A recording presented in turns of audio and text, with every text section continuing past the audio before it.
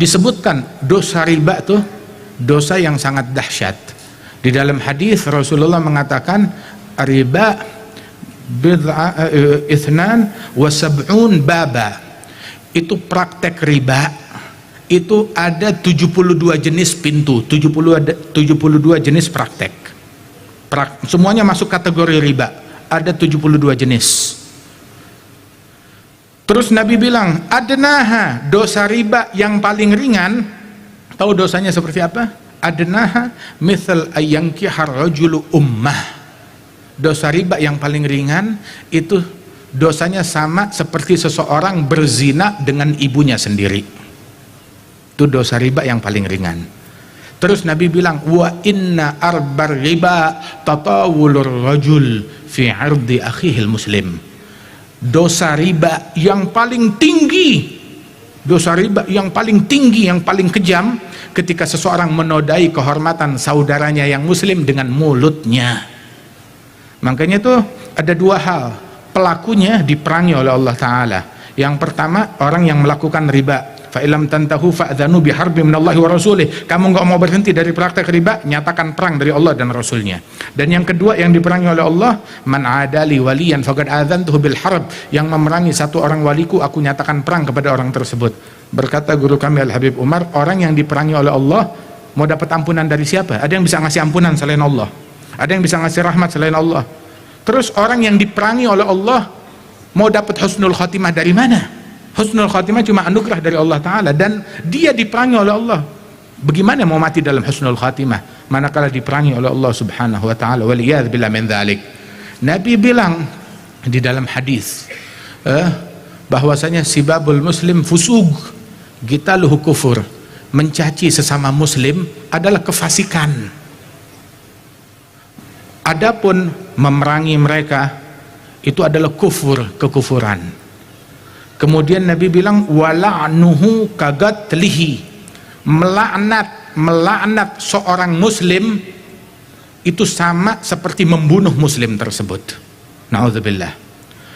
Dan ini kalau dia lemparkan cacian itu kepada muslim yang biasa, bagaimana kalau muslim yang luar biasa seperti sahabatnya Rasulullah, seperti keluarganya Rasulullah, seperti pewarisnya Rasulullah yang merupakan para ulama wasalihin radhiyallahu anhum wa ardhahum ajma'in.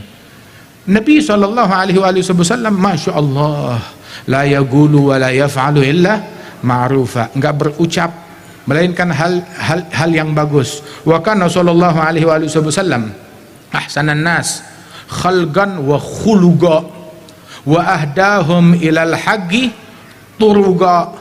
Kana khuluquhul Qur'an wa shimatuhul ghufran yansahu lil insan wa yafsahu fil ihsan ya'fu 'anil dhanbi idza kana fi haqqihi wa sababihi idza dhuyi'a haqqullah lam yaqum ahadun li ghadabihi. Beliau orang yang paling bagus akhlaknya, perangainya, yang paling lurus menempuh jalan hidayat yang diridhai oleh Allah Subhanahu wa Ta'ala. Enggak berucap, enggak berbuat kecuali hal-hal yang bagus. Dan Rasulullah punya pewaris. Pewarisnya Rasulullah itu Wali Songo. Adakah di dalam peninggalan Wali Songo, wah Sunan ini tukang ngatain orang, tukang mencaci orang, itu kalau udah ngatain, wah melaknat, mengutuk, caci makinya, mulutnya jorok? Ada begitu? Nggak ada. Mereka pewaris Nabi Muhammad, bukan pewaris iblis. Para ulama, Syekhana Khalil bin Abdul Latif Al-Bangkalani, adakah di dalam ucapan beliau caci, maki, laknat, kutukan? Enggak pernah ada.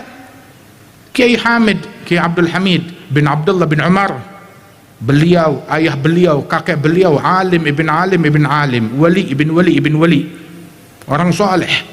Apakah ada dari ucapan beliau ngajarin cacian, makian? Wala Syekhana Kiai Hashim Asy'ari, Kiai Wahab Hasbullah, ataupun para wali-wali lainnya yang ada di bumi Indonesia ini, Kiai Ahmad As-Sawahani wa ghairuhum, Masya Allah, la yaqul wa la yaf'alu illa ma'rufa. Yang keluar dari mulut mereka, perbuatan mereka semuanya kebaikan, kedamaian. Kesibukan mereka, para wali-wali tersebut, membawa rahmat, membawa kasih sayang, memberikan manfaat kepada umat.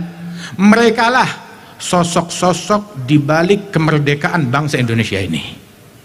Mereka, oke, Hashim Asy'ari, Kiai Wahab Hasbullah, mereka adalah sosok-sosok di balik kemerdekaan Indonesia ini. Karena rahmat dan kasih sayang mereka, mereka galang rakyat ini untuk bersatu, untuk istiqamah, untuk saling menyayangi satu sama lain. Karena dorongan rahmat dan kasih sayang, nggak tega ngelihat rakyat tertindas, maka mereka bangkit. Hingga berkat keberadaan wali-wali tersebut di saf para mujahidin, Indonesia menjadi merdeka. Radhiyallahu anhum wa ardhahum ajma'in. Masya Allah, para aulia wa salihin. Sedangkan pencaci, pemaki, apa yang mereka bawa buat negeri ini selain pecah belah dan keburukan?